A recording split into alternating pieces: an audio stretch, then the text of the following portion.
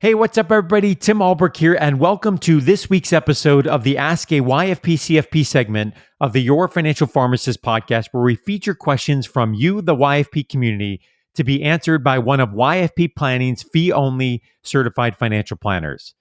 Before we jump into today's question, I want to give a shout out to YFP Planning's incredible financial planning team that makes this segment possible.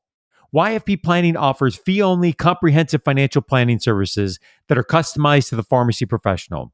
So whether you want to optimize your investing plan, pay off student loans, or simply build a solid financial plan, YFP Planning will help get your income working for you rather than the other way around. You can learn more by visiting yfpplanning.com. Again, that's yfpplanning.com. One last thing, please note that this podcast is intended for educational purposes and should not be considered financial or investment advice, as we do not know the variables to one's personal situation when answering a question. Okay, this week's question comes from Kelsey in Omaha, Nebraska. Hi, this is Kelsey from Omaha, Nebraska, and my question is about moving over my investment accounts from a financial advisor to managing myself. I have had several investment accounts through a financial advisor for several years, but want to minimize money lost to commission and fees. How do I go about switching over my investment accounts managed by my advisor to managing on my own? What steps should I take? Determining if it's right for me, the rules and regulations, and understanding the fees of a new account. And most importantly, how do I break the news to my financial advisor while being professional and cordial, but still looking out for my own interests? Thank you, Kelsey, for submitting your question to be featured on this week's Ask a YFP CFP segment of the Your Financial Pharmacist Podcast. Tim Baker, what are your thoughts? Yeah, so it's a great question. I'm actually surprised this hasn't come up before, but I think this is fairly easy to do in practice outside of maybe some of the awkwardness, especially, if you've had a relationship with this particular individual for a while.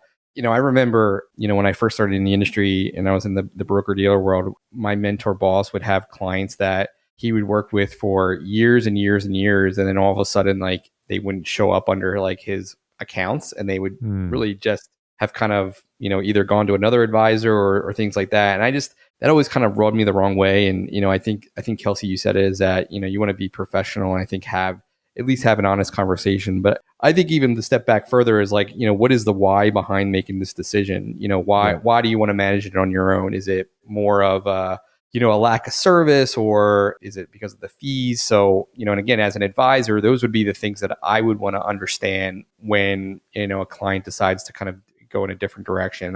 I like honesty. I like being upfront, like punch me in the face. To me, it's more about learning and improving what we're doing.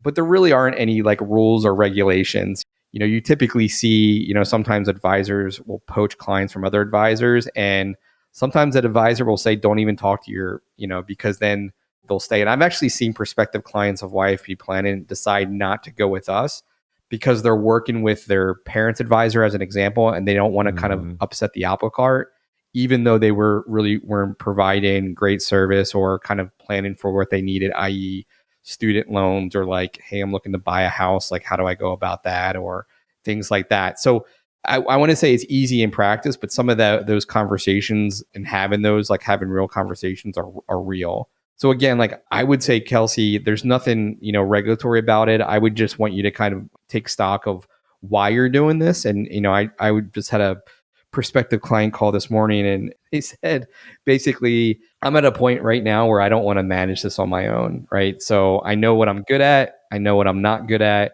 And, so it's a conversation of, if you truly want to do it, is that the reason that's driving you, or is it because of this particular engagement, and, what they're doing or not doing for you? But I would have a conversation with your advisor and just be prepared to answer, some of those questions. And again, if your mind is made up, I think you can keep it short and to the point and just say, like, I just think that for what I need right now, it's in my best interest to kind of do this by myself. I'm biased as a financial planner. Like, I go to the doctor and I consult attorneys and accountants for those parts of my life that I need help with. And, I know what I'm good at and what I'm not good at. But to me, again, I think it's having a professional conversation and working through that. And then typically what they'll do is they'll the advisor should either refer you out to someone that maybe is a better fit, or they'll kind of give you a path forward of how you can kind of go on your way and do it yourself. But it's a great question. It's and definitely can be a touchy subject. Yeah, I think your point, Tim, of like taking a step back and thinking about the why piece first is really good, right? I mean, you mentioned different reasons. It could be, hey, maybe that relationship is not a good fit. Maybe the philosophy of the firm isn't a good fit. Maybe it's, the fees, other reasons that we might not even be thinking about what Kelsey has top of mind. But, we've talked on this show at great length about the variances that come and the different flavors of financial planning that are out there, right? In terms of transparent, not as transparent, fee only, not fee only, what they're focused on, expertise they do and don't have, how they charge and for their fees. And we've got a great resource, yourfinancialpharmacist.com /nuts and bolts, where we'll link to that in the show notes, where folks can learn more about some of the nuances in the industry. And we've got some questions in there that we think are helpful for folks that are evaluating a planner. And of course, we would love to be a part of that consideration. And you can check that out at yfpplanning.com. But I think really looking at the why is a great question. I think there's a technical aspect here, as you mentioned, Tim, and then there's that difficult conversation aspect. And, when Kelsey says, how do I maintain being professional while looking out for my own interests? I think that's it right there, right? Is maintaining a professional tone, but also, being direct and to the point about what are the reasons and rationale. And I would say if you feel really comfortable that you've put a lot of thought into making this decision, like, I don't know if there's a whole lot that you need to feel like you need to justify this at length, right? And so I think that also depends in part about the relationship that's established between Kelsey and the employer. So great question. And again, if folks are interested in learning more about what to look for in a financial planner, yourfinancialpharmacist.com /nuts and bolts. And we'd also love to have an opportunity to have a conversation for those that are looking for a planner, looking to get a second opinion. YFPplanning.com. You can book a discovery call with Tim or myself, and we would appreciate that opportunity to discuss further. Thanks again for listening to this week's episode of the Ask a YFP CFP segment of the Your Financial Pharmacist Podcast. If we feature your question on the show, we'll send you a super comfy YFP t-shirt.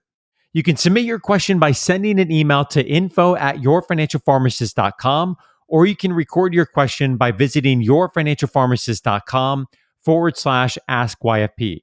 Also, if you don't feel comfortable sharing your name on the episode, you can send or record your question anonymously.